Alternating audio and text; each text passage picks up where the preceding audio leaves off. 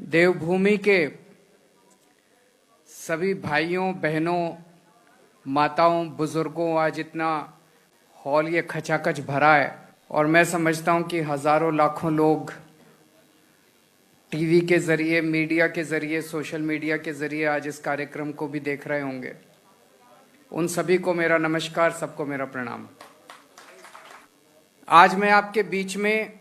दो बड़ी घोषणाएं करने के लिए आया हूं और मैं समझता हूं कि ये दोनों घोषणाएं उत्तराखंड के भविष्य के लिए, उत्तराखंड के विकास के लिए बेहद महत्वपूर्ण साबित होंगी। पहली बड़ी घोषणा, मैं बेहद गर्व और फक्र के साथ आज ये ऐलान करना चाहता हूं कि आने वाले विधानसभा चुनाव में आम आदमी पार्टी के सीएम उम्मीदवार कर्नल अजय कोटियाल होंगे।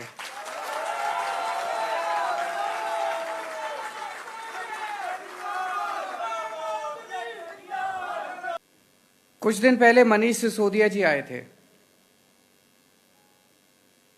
उन्होंने ऐलान किया था कि हम जनता से पूछेंगे जनता की क्या राय है।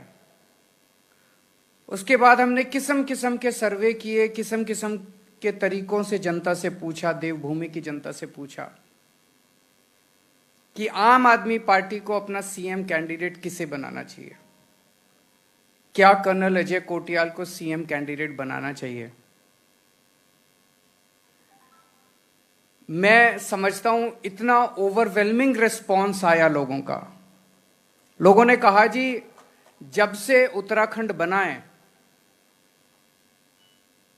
तब से लेके आज तक इन चंद पार्टियों ने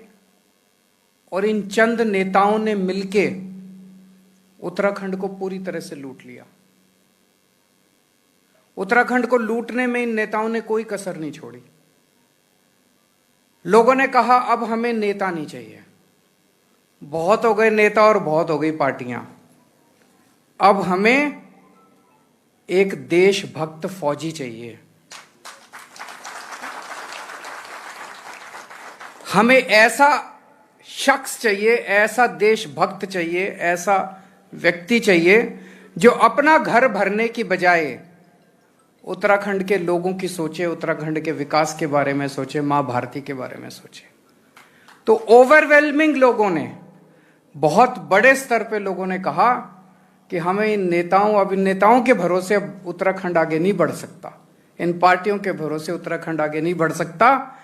हमें अजय कोटियाल अपना सीएम चाहिए। तो ये निर्णय आम आदमी पार्टी ने नहीं लिया, ये निर्णय उत्तराखंड के लोगों ने लिया है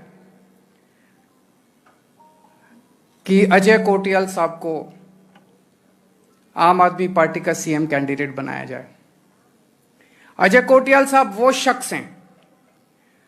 जिन्होंने फौज में रह के देश की सेवा की, अपनी जान की बाजी लगा के आतंकवादियों का सामना किया, अपनी जान की बाजी लगा के इन्होंने पाकिस्तान का सामना किया, इन्होंने देश के दुश्मनों का सामना किया। आज भी 2 गोलियां इनके शरीर के अंदर हैं, उन 2 गोलियों को ये साथ लेके घूमते हैं। जब उत्तराखंड के वो चंद नेता उत्तराखंड को लूट रहे थे, देवभूमि को लूट रहे थे, तब ये शख्स बॉर्डर के ऊपर हमारे देश की सुरक्षा में लगा हुआ था। तो उत्तराखंड के लोगों को ऐसे देशभक्त की जरूरत है जो अपनी जान की परवाह किए बिना, तन मन धन सब कुछ लगा के उत्तराखंड के विकास के बारे में सोच सके। कुछ साल पहले केदारनाथ पे आपदा आई थी, केदारनाथ को काफी क्षति हुई थी। एक बार तो ऐसे लग रहा था जैसे कैसे इसको ठीक किया जाएगा। तब इस शख्स ने अपनी टीम के साथ मिलकर केदारनाथ का पुनर्निर्माण किया था, केदारनाथ को ठीक किया था। इन्होंने अपनी टीम के साथ मिलकर केदारनाथ को पुनर्निर्माण किया था और अब ये उत्तराखंड के नवनिर्माण करने का इन्होंने बीड़ा उठाया। मेरे लिए तो ये बहुत बड़े गर्व का और सम्मान का दिन है जब अरविंद केजरीवाल जी खुद मेरे को ये जिम्मेवारी दे रहे हैं कि उत्तराखंड का जो नवनिर्माण की जो हम कल्पना करते हैं, जो हम बात करते हैं, उसकी बागडोर अजय कोठियाल देखेगा। आसान नहीं है ये काम मेरे लिए। मैंने बहुत बड़े बड़े चैलेंजेस देखे हैं। मैंने फौज में रहते हुए फ्रंट लाइन में जाकर के उस इलाके में ऑपरेशंस कर रहे हैं जहाँ पे कि जब दुश्मन को आपको वाकई में मारना होता है या डैमेज करना होता है या उसके मंसूबों को तोड़ना होता है तो आपको निर्भीक होकर के एक ट्रेंड सोल्जर की तरह आगे जाना पड़ता है। मेरे को ये समझ में आता है कि आज अगर उत्तराखंड के नवनिर्माण की बात करें तो यहाँ की फ्रंट लाइन इस नवनिर्माण में जो रुकावटें आती हैं वो फ्रंट लाइन है राजनीतिक एक फील्ड, और राजनीतिक फील्ड भी वैसा कि जिसके जरिए आप गवर्नेंस के अंदर घुस सको, सरकार के अंदर घुस सको और उसके बाद एक इफेक्टिव मॉडल बनाओ, जो कि 21 साल पहले 20 साल पहले जब उत्तराखंड यूपी से अलग बना था तो सबकी ना कल्पना थी। अब मैं कोई पॉलिटिशियन तो हूं नहीं, ना मेरे को उस तरीके की पॉलिटिक्स आती है कि किस प्रकार से एक आज की जो परिभाषा है राजनेता की वो चलनी चाहिए। तो मैं कई बार सोचता था कि जब मैं 2013 में नेहरू पर्वतारोहण संस्था उत्तरकाशी में पोस्टिंग आया इंडियन आर्मी से डेपुटेशन में, और इत्तेफाक है जो होना नहीं चाहिए कि सबसे बड़ी ट्रेजेडी केदारनाथ डिजास्टर वो उत्तराखंड में आया मेरे ठीक 2 महीने के बाद जब मैंने ज्वाइन करा। क्योंकि माउंटेनियरिंग इंस्टीट्यूट का प्रिंसिपल था तो मेरा टास्क तो आना ही था कि कहीं ना कहीं रिस्क्यू और डिजास्टर के सब्सिक्वेंट जो फर्क होते हैं उनको कैसे एड्रेस करा जाए। अब उस बीच में 2014 मार्च से जब केदारनाथ पुनर्निर्माण का काम हमको सरकार ने दिया, ये समझते हुए कि जो कंस्ट्रक्शन कंपनी थी गवर्नमेंट की, उन्होंने बोला था कि यात्रा को अगले 5 साल तक रोक दो, और मैं एक इंजीनियर भी नहीं था, तो मेरे को ये जरूर समझ में आया कि जो महिला शक्ति आज भी जब मेरे को मिलती हैं तो बहुत आशीर्वाद और बहुत मेरे अंदर जज्बा पैदा करती हैं। उन महिला शक्तियों ने उस समय अपने लड़कों को, युवाओं को ये बोला था कि अगर ये कर्नल केदारनाथ के अंदर जाने की इच्छा रख रहा है और कोशिश कर रहा है तो तुम घर में क्यों बैठे हो, तुम साथ में क्यों नहीं आते हो। जब उस टाइम पे मेरे को ex serviceman, x paramilitary forces, Uttarakhand police, SDRF इन्होंने मिलकर के एक बहुत स्ट्रॉन्ग सपोर्ट दिया, तो आज मेरे को वो देख करके एक चीज समझ में आती है, इन सब टीमों का अगर एक तरतीबवार बॉन्डिंग बनाया जाए तो उत्तराखंड में ऐसा कोई काम नहीं है जो नामुमकिन है। जब मैंने यूथ फाउंडेशन, एक संस्था जो अभी अरविंद केजरीवाल जी बोल रहे थे, जिसने युवाओं को रोजगार देने का एक जरिया बनाया, जब उसकी शुरुआत करी तो शुरू में मेरे को नहीं पता था कि इसका नाम यूथ फाउंडेशन पड़ेगा। तब तो हम अपनी तनख्वाह से कुछ लड़कों को ट्रेन करते थे, लेकिन धीरे धीरे कैसे युवाओं ने अपनी ताकत को, मेरे छोटे से आइडिया को समझते हुए इस तरीके से प्रोजेक्ट करा कि धीरे धीरे अपनी इच्छा से, अपनी मेहनत से वो भर्ती होते गए और इस संस्था का नाम पड़ गया यूथ फाउंडेशन। अब मेरे को ये तो समझ में आ गया कि अगर वाकई में उत्तराखंड में अच्छाई करनी है, वो सोच को लेके आना है आगे, जो कि शुरू में उत्तराखंड के आंदोलनकारियों ने, उत्तराखंड की महिलाओं ने, इन्होंने एक बहुत बड़ा आंदोलन करा था उत्तराखंड बनाने के लिए। अगर उस सोच को लाना है तो कहीं ना कहीं कोई तरीका होगा, पर मेरे को ना समझ में नहीं आता था। तब मैंने अरविंद केजरीवाल सर के काम करने के तरीके को, दिल्ली गवर्नमेंट के गवर्नेंस के मॉडल को, कैसे दिल्ली गवर्नमेंट ने उस यूनियन टेरिटरी में, जहाँ पे कि सरकार के पास में पावर भी नहीं होती, केंद्र के पास सारी पावर है ज्यादातर, वहां पे इफेक्टिव मॉडल बनाए,